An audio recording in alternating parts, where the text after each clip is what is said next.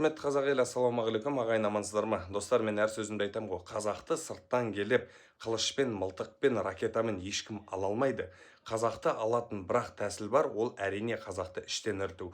Өз заманында да сондай болды. Қазақты алам дегендердің сағы сынып, тауы шайқалып кетті. Қазақты бір-ақ нәрсемен аламыз, жаңағы айтқандай іштен ірітумен, яғни біріне бір айдап салу деген сияқты, под прикрытием жұмыс істеп, типа қазаққа жақсы дүние істеп жатырмын деп, бірақ өзінікін тығып, іштен ірітіп жіберу.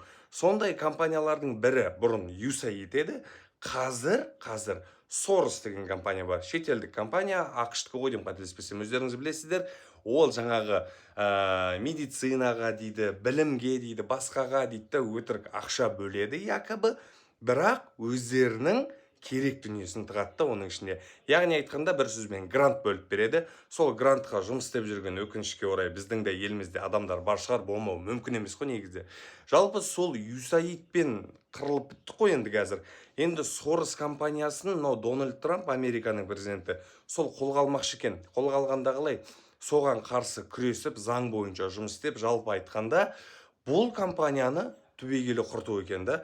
Негізі дұрыс идея деп ойлаймын, себебі біздің Қазақстанда да бағана айттым ғой, бұл компанияның негізі кейбір дүниелері көрінді.